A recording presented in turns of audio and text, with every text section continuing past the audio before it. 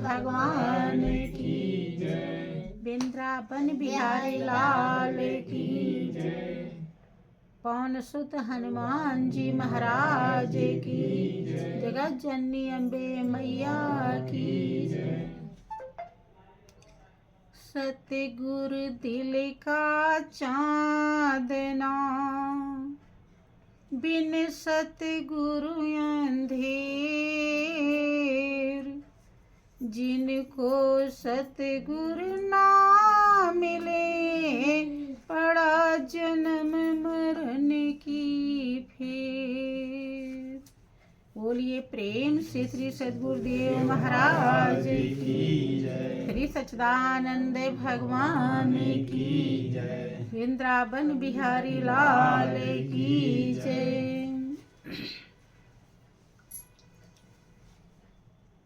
पवन सुत हनुमान जी महाराज की जय। प्रेमी सज्जनों, परम पिता परमेश्वर की असीम दया दृष्टि से हम जीवों को सत्संग का महापावन अवसर मिला हुआ है। वास्तव में ये अवसर अपने में बहुत ही अनोखा दिव्य है, बशर्ते हमारे संस्कार अगर महान और पावन नहीं हैं तो हम इस दिव्यता का लाभ नहीं उठा पाते। हमारे हृदय में अमर वाणी का प्रभाव नहीं होता है और हम आते भी हैं फिर भी ऐसे ही चले जाते हैं। बहुत भाग्य से सत्संग मिलता है।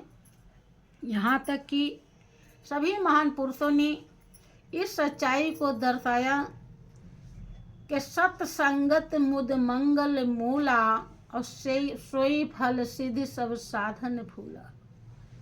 सत्संग आनंद और मंगल का, कल्याण का भंडार है, मूल है, जड़ है। यहाँ तक कि जीवन की सिद्धि रूपी जो फल है वो सत्संग ही है। इसके अलावा और जितने भी हम कर्म धर्म दुनिया में करते हैं वो फूल है। सत्य का संग हो गया, सत्संग की प्राप्ति हो गई, अर्थात हमारा ध्यान, हमारी चित्तवृत्ति, हमारी सुरति मालिक से जुड़ गई, मालिक को याद करने लगी, मालिक में एकाकार हो गई, तो यही जीवन का फल है, मनुष्य जीवन की कीमत है। और इसके अलावा जितना कुछ भी हम करते हैं वो शुभ कर्म होता है, उससे आत्मा की संतुष्टि नहीं होती है। जब सत्य का संग हो जाता है तभी आत्मा की संतुष्टि होती है। और उसके बिना अगर सत्य का संग नहीं हुआ तो हम पूरे जीवन भर पूजा के नाम पर भी भटकते रहते हैं। पूजा करते भी हैं फिर भी हम संतुष्ट नहीं हो पाते। कभी हम गणेश की पूजा करते हैं और कभी राम की पूजा करते हैं, कभी कृष्ण की करते हैं, कभी शंकर की करते हैं, कभी तीर्थ व्रत करते हैं, कभी उपवास करते हैं। ये सब करके भी हमारी आत्मा संतुष्ट नहीं होती, आत्मा की प्यास नहीं बुझती। प्यास कैसे बुझेगी, आत्मा संतुष्ट कैसे होगी? सब कुछ हो जाए अगर आपके हृदय में शांति नहीं है तो सब बेकार है। कैसे होगी? कबीरदास जी जो अपने समय के बहुत ही अच्छे संत कहलाते हैं, उन्होंने अपने अनुभव को व्यक्त किया। वो क्या कहते हैं कि मोहे सुनी सुनी आवे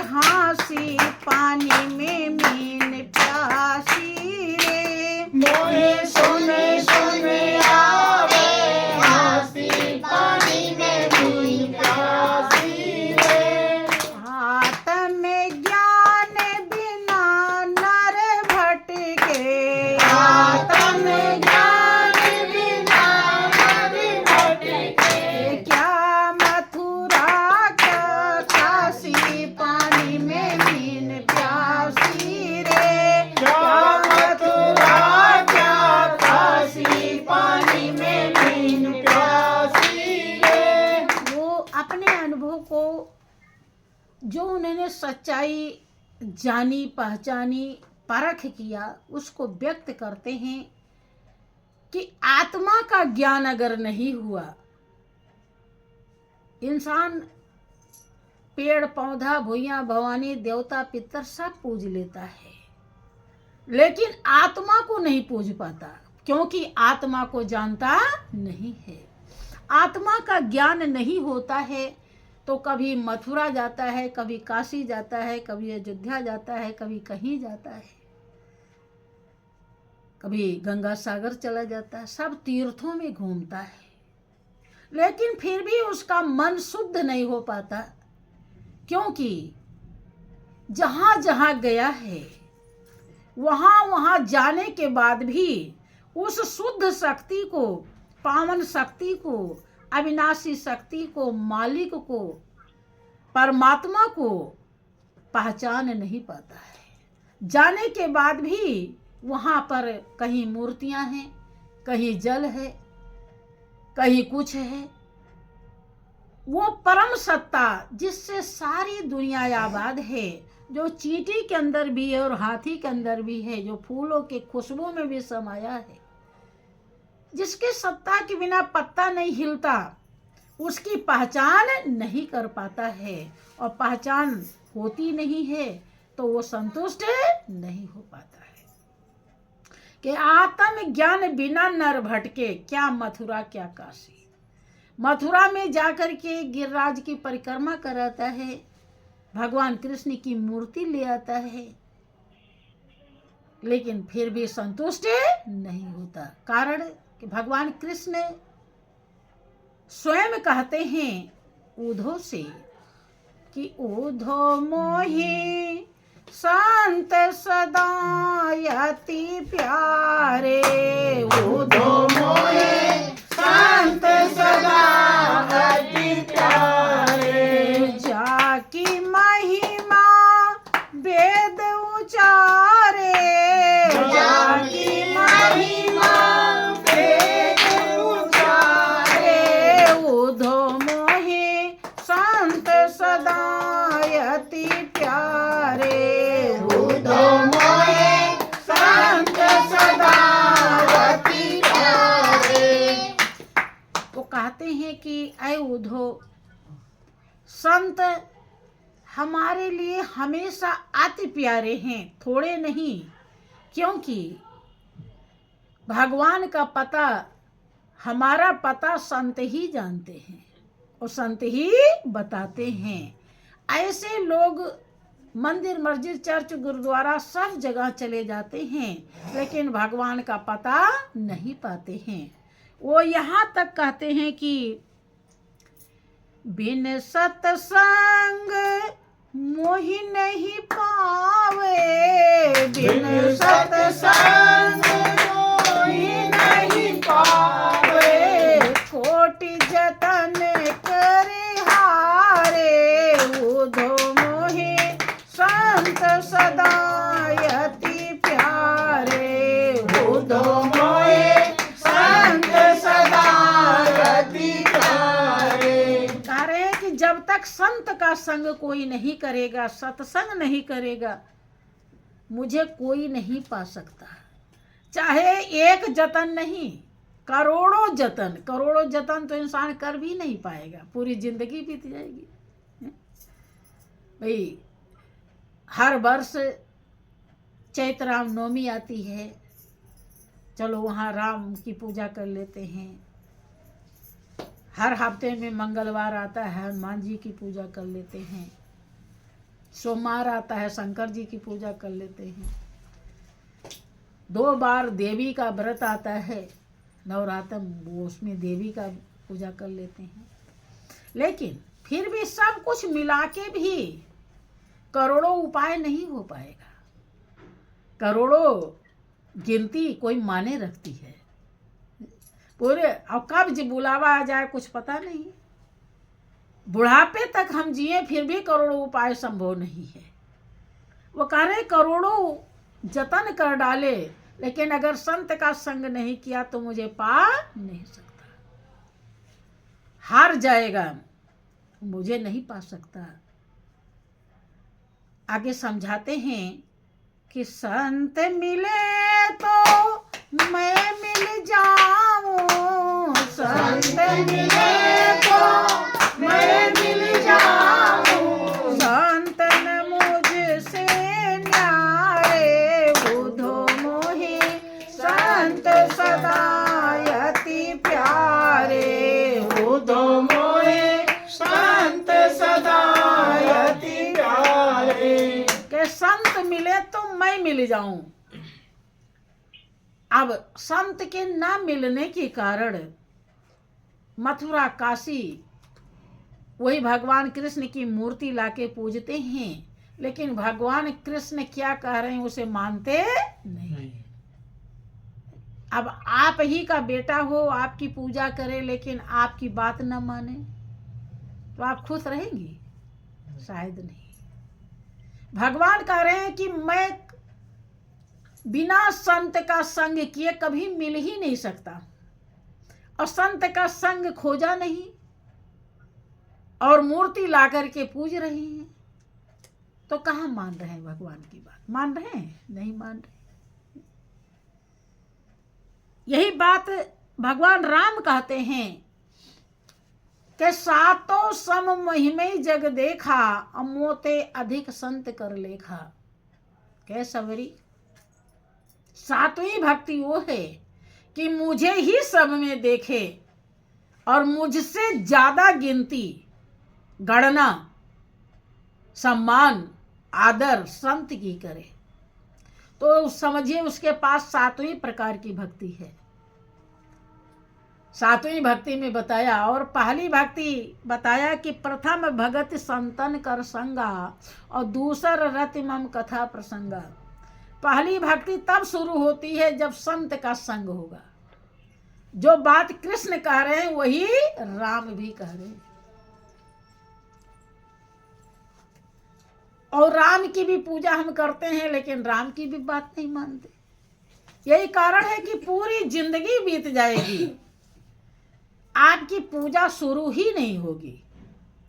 क्योंकि पूजा तब शुरू होगी जब आप अपने इष्ट देव को पहचान जाएंगे। आपको यही नहीं पता कि आपका इष्ट क्या है। वो परम सत्ता, वो मालिक, वो भगवान, वो देवी क्या मूर्ति है कि एक शक्ति है? और जब शक्ति है, हर जगह विराजमान है, तो वो कैसे विराजमान है? क्या स्वरूप है उनका? जब तक उसका ज्ञान नहीं होगा तब तक आप ध्यान कैसे करेंगे? कर पाएंगे? कभी भी संभव नहीं है। तो जो भगवान इस धरती पर आए और जिस रास्ते को समझाए, वो रास्ता अगर हम नहीं अपनाते हैं तो हमें मथुरा काशी कहीं भी जाएं, हमें रात दिन भटकना ही पड़ेगा, हम मंजिल नहीं पाएंगे। भगवान कृष्ण कहते हैं कि न तद भासेते सूर्यो न शशांको न पावका है, यद गत्वा न निवर्तन्ते तद धाम परमं मम। कि मेरा वो परम धाम है जहां सूरज, चंद्रमा, अग्नि किसी की पहुंच नहीं है। ये सूरज जो निकलते हैं वहां नहीं निकलते, ना तो वहां चांद निकलते हैं, दिखाई पड़ते हैं, और ना सूरज, ना अग्नि। जहां जाने के बाद जीव फिर इस दुनिया में वापस नहीं आता, वो मेरा परम धाम है। गीता आपकी बता रही है। और हम कहाँ भगवान की बात मानते हैं? भाई मथुरा धाम बना रखा है, वहां जाते हैं तो वहां सूरज निकलते हैं कि नहीं? निकलते हैं, चांद भी निकलते हैं, आग भी है, वहां है कि नहीं? सब कुछ है। और वो कह रहे हैं कि हमारा वो धाम है जहाँ सूरज, चंद्रमा, अग्नि किसी की पहुंच ही नहीं, जहाँ जाने के बाद जीव फिर वापस ही नहीं आता। कहाँ हम उनकी बात मान रहे हैं? मान रहे हैं? नहीं। और मानेंगे नहीं तो भटकना पड़ेगा। कभी भी हम भटकने से बच नहीं सकते। इसीलिए कबीरदास जी कहते हैं कि मोहे सुन सुन आवे हांसी, पानी में मीन प्यासी रे। मछली पानी में है, मीन माने मछली, मछली पानी में है फिर भी प्यासी है? गजब की बात है कि नहीं? जिसका पानी ही घर हो और फिर भी प्यासा हो, तो वही हाल आपकी है। जैसे मछली पानी में है फिर भी प्यासी है, कारण कि या तो पीने का ढंग नहीं जानती होगी, कैसे पिया जाता है उसको तरीका नहीं मालूम। एकदम हुबहू यही नियम आपके लिए लागू होता है। आपके हृदय में कि अस प्रभु हृदय अछत अधिकारी, और सकल जीव जग दीन दुखारी। वो प्रभु जो शांति का स्रोत, आनंद का भंडार, सुखों का खजाना है, वो सबके हृदय में विराजमान है, लेकिन उसके रहते हुए सारी दुनिया दुखी है। वही जैसे मछली पानी में है फिर भी प्यासी है। तुलसीदास जी दावा करते हैं, अपने अनुभव को व्यक्त करते हैं कि शांति, आनंद, सुख जिसके लिए हम रात दिन भटक रहे हैं और वो हमारे पास है, लेकिन फिर भी हम पूरे जिंदगी भर बेचैन रहते हैं, कारण ना जानने के। जान पाते तो क्यों बेचैन रहते हैं? रामायण आपका रामचरित मानस में तुलसीदास जी ने दर्शाया है कि ईश्वर अंश जीव अविनाशी, और चेतन अमल सहज सुख राशि। आप ईश्वर के अंश हैं, अविनाशी हैं, और विकारों, पापों, दोषों से रहित हैं, और सुख की रास है, भंडार है। हर किसी को सुख चाहिए कि दुख चाहिए? किसी को दुख नहीं चाहिए, सबको सुख चाहिए, और वो सुख रूप आप स्वयं हैं, और फिर भी रात दिन बेचैन रहते हैं। इसका क्या मतलब है? कि जो सुख स्वरूप है वहां आपका ध्यान पहुंचा नहीं है, उसको आपने जाना नहीं है, और अगर जाना नहीं है तो भटकना पड़ेगा। इसीलिए हर मानव प्राणी मथुरा, काशी, हरिद्वार भटकते भटकते एक दिन बुलावा आ जाता है और इस दुनिया से चला जाता है।